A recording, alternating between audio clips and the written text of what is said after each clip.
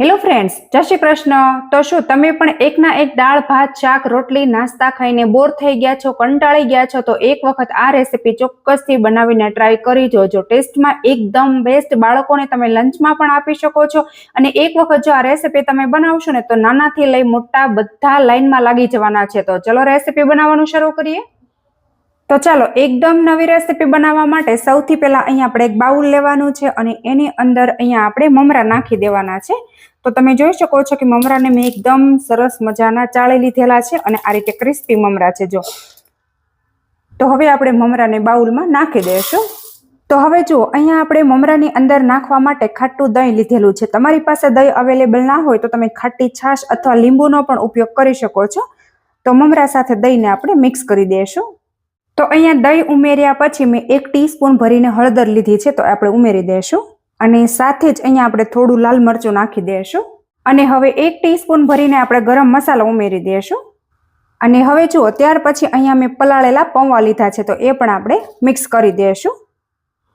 અને સાથે જ અહીંયા આપણે પાણી ઉમેરી દઈશું। તો હવે આ બધી વસ્તુને સૌથી પહેલા આપણે મિક્સ કરી લેવાની છે। મીઠું અહીંયા આપણે પછી એડ કરવાનું છે। તો મમરા અને પૌવાને આપણે એકદમ પ્રોપર પલળવા દેવાના છે। તો થોડી વાર આપણે આને આમનામ જ પડ્યા રહેવા દઈશું, એટલે એકદમ મસ્ત મજાના મમરા છે સોફ્ટ થઈ જશે। તો 5 મિનિટ આપણે આને આમનામ જ પડ્યા રહેવા દઈશું અને 5 મિનિટ પછી આપણે આની અંદર બીજી વસ્તુ એડ કરીશું। તો અહીંયા આપણે 5 મિનિટ પછી ચેક કરતા જોઈએ તો મમરા એકદમ મસ્ત મજાના પલળી ગયા છે અને સાથે પૌવા પણ પલળી ગયા છે। તો હવે શું કરવાનું છે કે અહીંયા મેં ઘણા બધા વેજીટેબલ લીધા છે। થોડું મેં અહીંયા ગાજર ખમણીને લીધેલું છે અને મકાઈના દાણા આ રીતે મેં થોડા છોલીને લીધેલા છે। આખા નથી કાઢવાના, આ રીતે અધકચરા આપણે કાપવાના છે। અને 2 નાના મીડિયમ સાઇઝના બટેટાને આ રીતે મેં લચ્છા કરી લીધેલા છે। અને ત્યાર પછી આપણે સાથે જ થોડા લીલા ધાણા પણ ઉમેરી દઈશું અને આ રીતે આપણે બધી વસ્તુને મિક્સ કરવાની છે। તો હવે જુઓ, અહીંયા આપણે આની અંદર બધા શાકભાજી ઉમેરી દીધા છે અને ત્યાર પછી અહીંયા મેં આદુ લસણની પેસ્ટ પણ બનાવીને રાખેલી છે। તો એને આપણે આની સાથે મિક્સ કરી દેશું। તમે આદુ લસણની પેસ્ટ થોડીક ઉમેરશો એટલે ટેસ્ટ ખૂબ જ સરસ એવો આવશે। અને હવે આ બધી વસ્તુને આપણે એકદમ પ્રોપર મિક્સ કરી દેવાની છે। તો આપણને જરૂર પડે તો ફરી વખત આપણે થોડું છાશ અથવા પાણી મિક્સ કરવાનું છે। અને આ રીતનું આપણે જો, તો અહીંયા તમે જોઈ શકો છો કે આપણે વેજીટેબલ અને આદુ લસણની પેસ્ટ એડ કરી એટલે થોડું થીક થયું છે। તો આની અંદર આપણે પાણી નાખી અને બેટરને પતલું પાડી લેશું।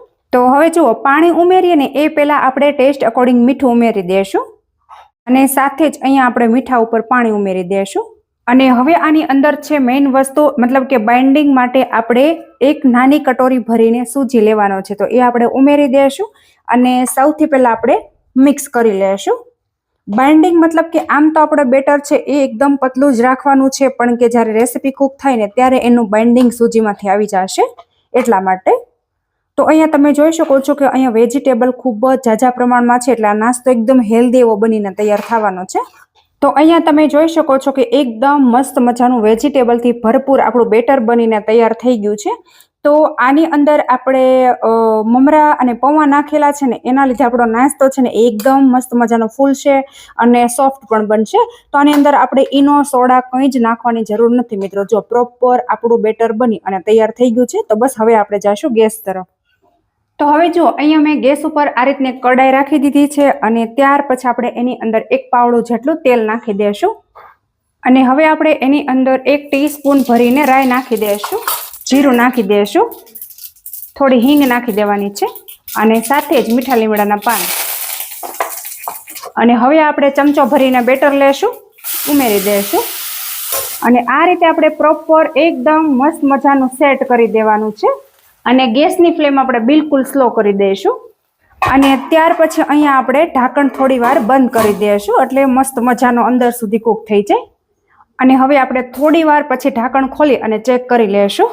તો તમે જોઈ શકો છો કે ઉપરની સાઈડ એકદમ મસ્ત મજાની ડ્રાય થઈ ગઈ છે અને નીચે એકદમ પરફેક્ટ ગોલ્ડન બ્રાઉન કલરનો થઈ ગયો છે। તો બસ આને આપણે પલટાવી લેશું। તો જો તમે જોઈ શકો છો કે આ રીતે સ્પેચ્યુલાની મદદથી એ આ રીતે અનમોલ્ડ તો થઈ ગયો છે, પણ આપણે આ રીતે ઉચકાવશું એટલે વિખાઈ જશે। તો એટલા માટે હું કઈ રીતે એને પલટાવવાનો છે તમને કહું છું। આ રીતે આપણે બંને બાજુથી પકડી લેશું। જો આ રીતે મેં આને પલટાવેલો છે અને હવે ફરી વખત આપણે નીચેની સાઈડ છે ત્યાં પણ એકદમ મસ્ત મજાનો ઢાંકણ બંધ કરી અને કૂક કરી લેવાનો છે. તો ફરી વખત અહીંયા આપણે 8 થી 10 મિનિટ જેવો આ નાસ્તાને કૂક કરી લેશું એટલે એકદમ જોરદાર અને ટેસ્ટી એવું કૂક થઈ જશે. તો હવે જુઓ અહીંયા આપણે ઢાંકણ ખોલી લેશું. તો તમે જોઈ શકો છો કે એકદમ મસ્ત મજાનો સોફ્ટ આપણો નાસ્તો બની અને તૈયાર થઈ ગયો છે. તો બસ આને આપણે એક પ્લેટની અંદર કાઢી લેશું અને બાકીનું જે બચેલું બેટર છે એમાંથી પણ આપણે આ જ રીતનો નાસ્તો બનાવી લેશું. તો જુઓ મિત્રો એકદમ મસ્ત મજાનો મમરા, સૂજી અને પૌવાનો નાસ્તો બની અને તૈયાર થઈ ગયો છે. આને તમે હાંડવો પણ કહી શકો છો. તો આની અંદર મેં ઘણા બધા વેજીટેબલ નાખેલા છે એટલે આ હેલ્ધી પણ છે. તમે બાળકોને લંચમાં પણ આપી શકો છો અને સવાર હોય કે સાંજ હોય નાની મોટી ભૂખમાં પણ તમે આ નાસ્તો ખાઈ શકો છો. અને જો તમારે ટ્રાવેલિંગ કરવાનું હોય તો તમે એક દિવસ તમે આરામથી સ્ટોર પણ કરી શકો છો. તો મિત્રો આ રેસીપી તમને કેવી લાગી છે એ કોમેન્ટમાં તમારો ફીડબેક જરૂરથી આપી દેજો અને તમે મારો વિડીયો ક્યાંથી અને કયા શહેરમાંથી જુઓ છો એ પણ કોમેન્ટમાં લખવાનું બિલકુલ નહીં ભૂલતા મિત્રો.